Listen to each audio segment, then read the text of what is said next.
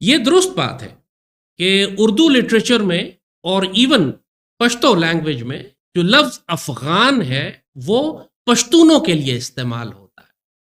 یعنی اگر آپ یہ دیکھیں کہ جو لفظ پاکستان ہے، ہمارے بڑوں نے جب اس کی انگلش ٹرانسلیشن کی تو انہوں نے کہا کہ پی جو ہے وہ پنجاب کے لیے ہے اور اے جو ہے اس کے اندر وہ افغانیہ کے لیے ہے. یعنی جو ہمارے صوبہ سرحد کے وہ علاقے جہاں پشتون بستے ہیں اس کو افغانیہ کہا گیا. اب ظاہر ہے افغانیہ سے مراد ان کا افغانستان نہیں تھا، لیکن ہم چاہیں تو اس کو آج افغانستان کر دیں کہ پاکستان میں تو افغانستان شامل ہے. آنے والے وقتوں میں افغانستان بھی ہمارا حصہ بن جائے گا. اور اس سے پہلے ہمیں یہ تصاویر نظر آتی ہیں. جس پارٹی پہ ریڈ لائن لگا دی گئی تھی، جن کو غدار ملک دشمن کہا گیا، جن کو کہا گیا کہ انہوں نے 26 نومبر بھی پلان کیا، 9 مئی بھی پلان کیا. آج کی ناظرین تازہ ترین اطلاعات کے مطابق پاکستان نے افغانستان کے اندر کالعدم ٹی ٹی پی کے مزید ٹھکانوں پر میزائل اسٹرائکس کی ہیں. اس کے علاوہ کو بتائیں army chief general Syed Asim Munir نے خیبر پختونخوا کے سیاسی قائدین سے پشاور میں بات چیت کی ہے. انہوں نے کہا کہ ہماری پالیسی صرف اور صرف پاکستان ہے. آرمی چیف نے کہا کہ افغانستان ہمارا برادر پڑوسی اسلامی ملک ہے. پاکستان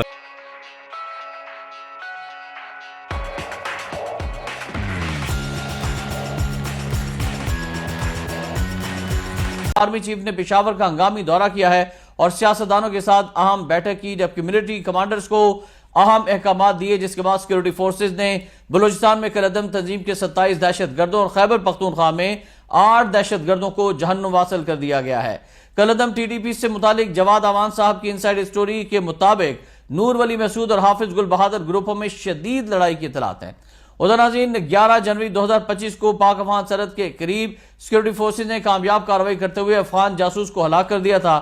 بتایا گیا ہے سیکورٹی فورسز کی جانب سے کہ کامیاب آپریشن کرتے ہوئے افغانستان فرار ہوتے ہوئے افغان جاسوس کو ہلاک کیا گیا. جہنم واصل کیے جانے والے دہشت گرد کی شناخت محمد خان احمد خیل ولد حاجی محمد قاسم داورا خان کے نام سے ہوئی ہے.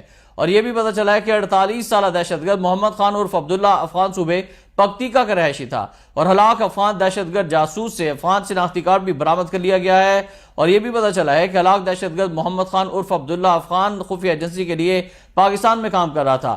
دہشت گرد محمد خان افغانستان سے اسلحہ اور گولہ بارود پاکستان کے خلا سیف اللہ یوب اور بلوچستان کے علاقے لورا لائی میں دہشت گردوں کو اسمگل کیا کرتا تھا.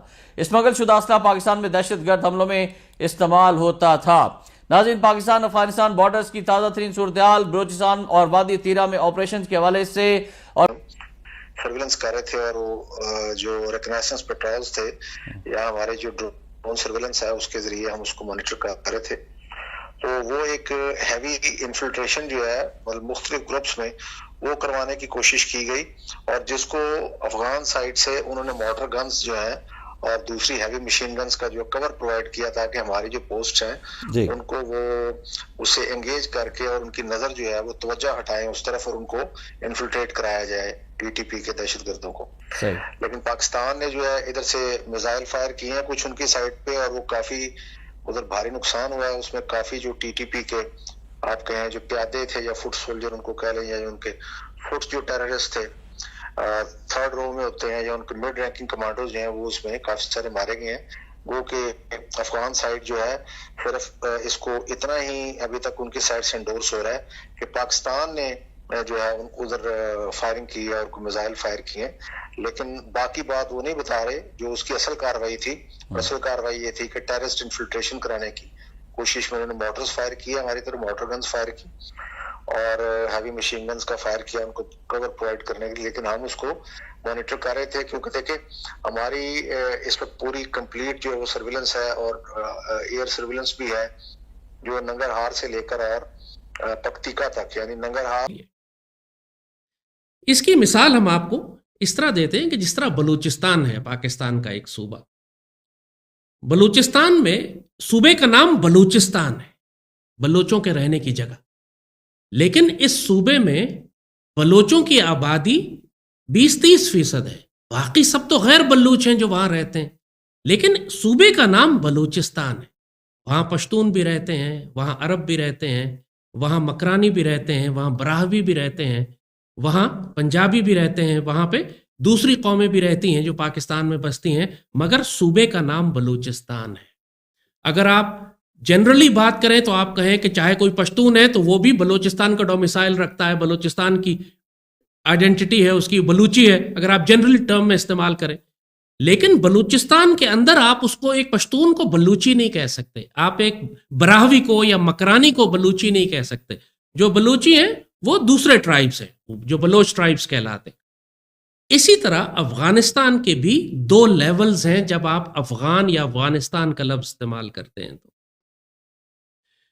پوری دنیا کی نظر میں جب آپ افغانستان کہتے ہیں تو جنرلی ہمارا مطلب وہ جغرافک اینٹیٹی ہے جو پچھلے 150-200 سال میں احمد شاہ ابدالی کے بعد جس جغرافیہ نے جنم لیا، جس کی باؤنڈریز ڈیورنڈ لائن کے بعد طے کی گئی، اس کو افغانستان کہا جاتا۔ جنرل ٹرم اسی طرح کہ یہ افغانوں کے رہنے کی جگہ، جس طرح بلوچستان کی مثال آپ کو دی کہ وہاں بلوچوں کے رہنے کی جگہ، لیکن جس طرح بلوچستان میں بلوچوں کے علاوہ دوسری قومیں بھی آباد ہیں، اسی طرح افغانستان میں پشتونوں کے علاوہ بھی دوسری قومیں آباد ہیں، تو ملک کا نام تو افغانستان ہے۔ اب آپ کو آفز جی کس کے ساتھ بیٹھے نظر آ رہے ہیں؟ یہ ساتھ پیغام چلانا ضروری ہے، لیکن یہ تصویریں آج جاری کی گئی ہیں، یہ بڑے صاحب کی مرضی کے بغیر جاری نہیں ہوئی۔ یہ چیک کریں، یہ کلین پکچر ہے۔ ایک طرف محسن نقوی ہے، ایک طرف صوبائی وزیر اعلیٰ ہیں، ایک طرف گورنر ہے، اور درمیان میں بادشاہ سلامت صاحب بیٹھے ہوئے ہیں جیسے عوام نے ان کو چنا ہے۔ اس پہ میں بعد میں آتا ہوں کہ معاملات کیا ہو سکتے ہیں، میرا تجزیہ کیا کہتا ہے، لیکن میں ایک چیز یہاں پہ ظاہر کرنا چاہتا ہوں جو میرا اظہار بھی ہوگا، اور یہ پکچر رکھ کے کہ جس دن پاکستان میں حقیقی آزادی ہوگی، جو صوبے کا الیکٹڈ وزیر اعلیٰ ہوگا نا، وہ ایکچولی درمیان میں بڑے ٹیبل رکھ کے بڑی چیئر پہ بیٹھا ہوگا، یہ یاد رکھیے گا۔ پھر وہ جی ایچ کیو ہو، کور کمانڈر کا گھر ہو، کوئی فوج کی بلڈنگ ہو، الیکٹڈ نمائندے کی عزت فوج سے زیادہ ہوگی، اور جو افسران ہیں وہ الیکٹڈ نمائندوں کے سامنے ہاتھ باندھے کھڑے ہوں گے، ان کے ساتھ برابری پہ بیٹھنے کی جرات نہیں کریں گے۔ اگر ہوگی بھی تو چھوٹی چیئر ہوگی اور سامنے بیٹھے ہوں گے، سائیڈ پہ نہیں بیٹھے ہوں گے۔ کسی نے کہا تھا کہ میں نے عمران خان پہ ریڈ لائن لگا دی ہے، اس ساتھ بیٹھنے کی ایک سمبولک ویلیو بھی ہے۔ آپ نے اب اس نظر سے بھی اس تصویر کو دیکھنا ہے۔ پھر بات کرتے ہیں صورتحال کس طرف جا رہی ہے۔ ڈیل کی کوشش جو آپ نے ریڈ لائن مجھ پہ لگائی ہوئی ہے، یہ میں مٹا کے دکھاؤں گا، اور کوئی کسی پہ ریڈ لائن نہیں لگا سکتا۔ پی ٹی آئی کو ختم کر دیا گیا، اپنی طرف سے روک دیا گیا، فارم 47 تیار ہو گیا۔ آج پی ٹی آئی سب سے بڑی جماعت بھی ہے پارلیمنٹ میں۔ پی ٹی آئی کے لوگوں کے ساتھ بیٹھنا بھی پڑ رہا ہے، مذاکرات بھی کرنے پڑ رہے ہیں، بات چیت بھی کرنی پڑ رہی ہے۔ عمران خان کی منت سماجت ہو رہی ہے، خدا کے لیے بنی گالا چلے جاؤ، بڑا پریشر آ رہا ہے عالمی سطح پہ ہمارے لیے، نہ معیشت سنبھالی جا رہی ہے، نہ انویسٹمنٹ آ رہی ہے، نہ کوئی یہاں پہ ڈالر لگانے کے لیے تیار ہے، کیونکہ یہاں پہ عدم استحکام ہے، پاؤں پکڑے جا رہے ہیں۔ لیکن یہ جو ڈیولپمنٹ ہے، اس پکچر کو آپ نے ڈیفرنٹ طرح سے دیکھنا ہے۔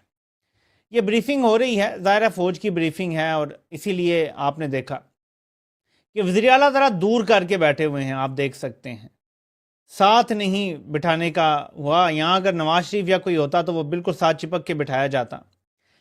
لیکن آپ نے ایک چیز پہ غور کرنا ہے، آج سزا ٹلتی ہے اور 4 دن ڈیلے ہوتی ہے، اور بڑے صاحب پشاور پہنچ جاتے ہیں۔ پاکستان میں کوئی بھی موومنٹ ویسے نہیں ہوتی۔ کیا دہشت گردی اچانک آ گئی ہے کہ آج ہی کے دن بڑے صاحب نے جانا تھا اور علی مین گنڈا پور کے ساتھ بھی تصویر جاری کروانی تھی، اور ایک سے زیادہ؟ اس کو سمجھو میرے پاکستانیوں کے پاکستان میں معاملات کیسے چلتے ہیں۔ مجھے ایسا محسوس ہوتا ہے کہ پشاور میں ملاقاتیں کرنے کی کوشش ہوئی ہوگی یا ملاقاتیں ہوئی ہوں گی، یہ میرا تجزیہ کہتا ہے۔ وقت ثابت کرے گا کہ یہ تجزیہ درست ہے۔